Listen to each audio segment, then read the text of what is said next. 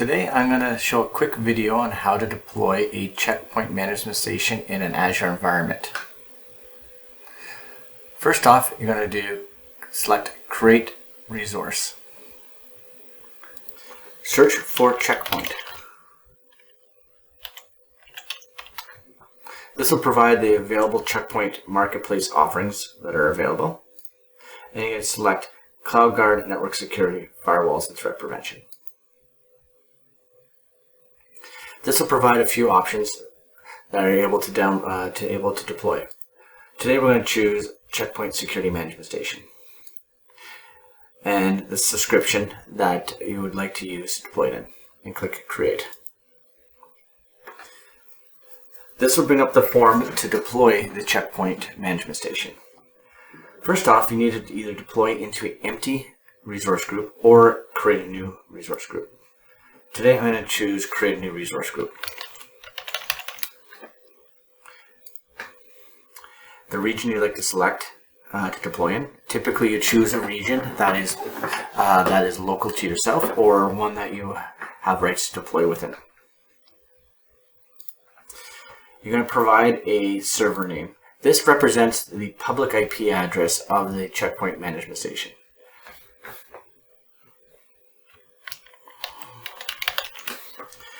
The authentication method that you like to use. For my example, I'm going to just use password. I'm going to use select checkpoint123 exclamation mark.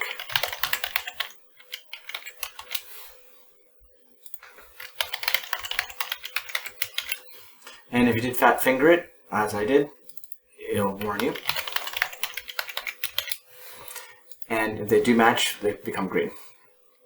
Select next. Now you have the desired versions you'd like to deploy.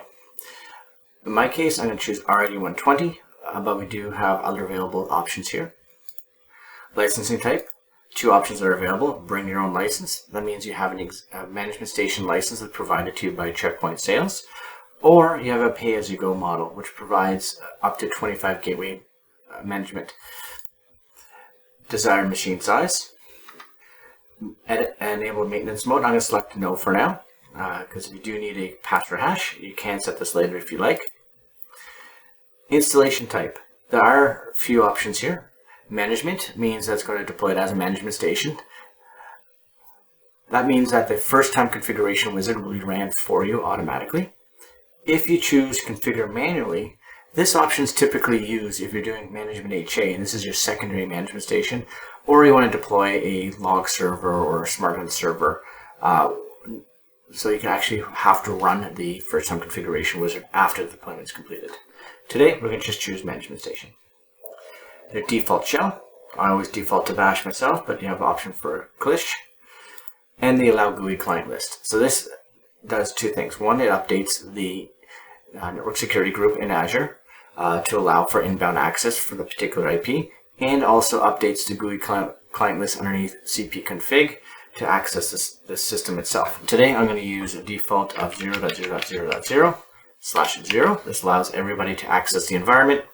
Not ideal, but for today's demonstration, this is perfectly fine.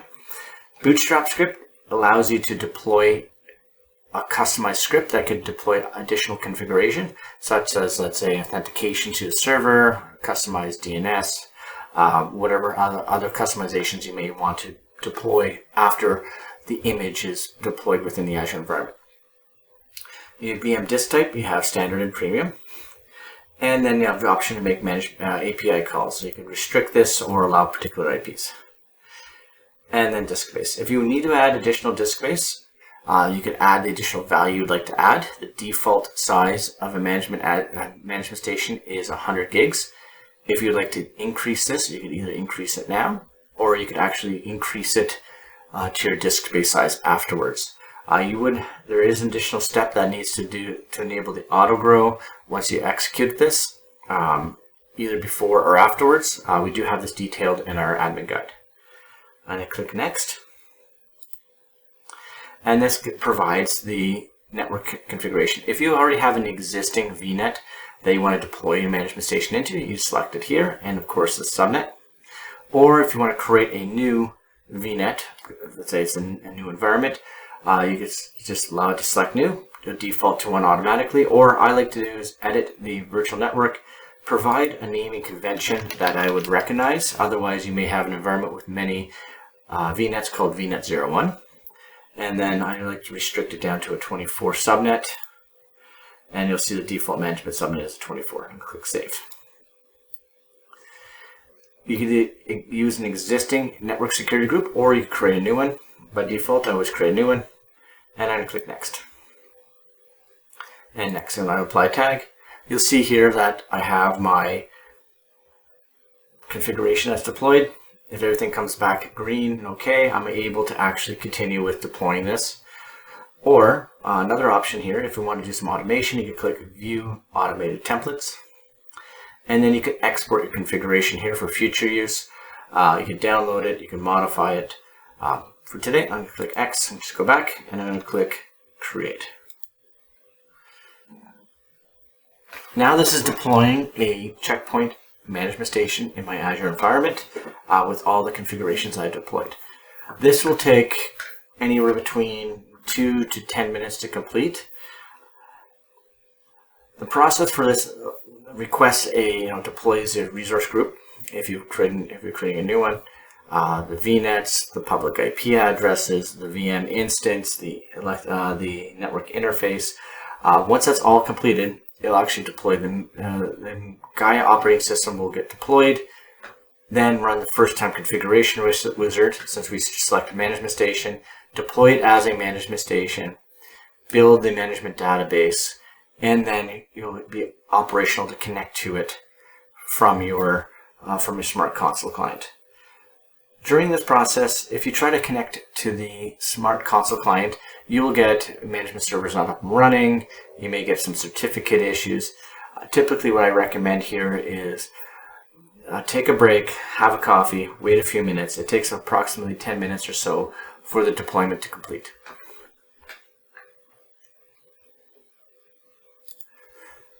Once the deployment is complete, you can click within your resource group. And now you see the deployed resources that were deployed. You have a storage account used for the disk and for the boot diagnostic. For boot diagnostic, my mistake, in console. You have the disk for the unit. You have the Check Point virtual machine, the public IP, the network interface, network security group, and the management VNet. To connect to the unit, I'm going to click on CP management. And it's going to pull open, and you'll see the public IP address associated to my virtual machine right here. I could SSH to my management station now, or I could actually open up my Smart Console client. For my Smart Console client, in this case, I'm at RD120. If you do not have a Smart Console client already deployed on your management station, you can actually just go to the Gaia portal, so HTTPS, to this particular IP address and log into the console, and you'll have an option to download it, or you can get it from the Check Point support site.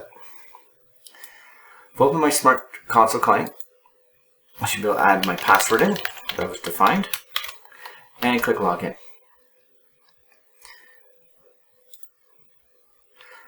Once I'm logged in, I'm now logged into my new Check Point management station in the Azure portal.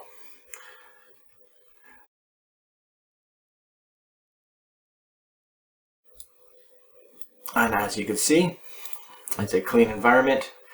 If I double click on my management station, a few things to note. First off, it is using the public IP address as my main IP.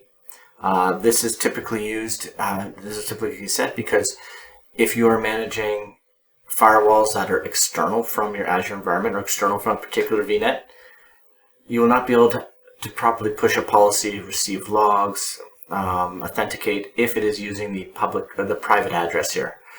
If you click on the network management interface, you will see the internal address here. And that is it for deploying a Check Point management station in an Azure environment.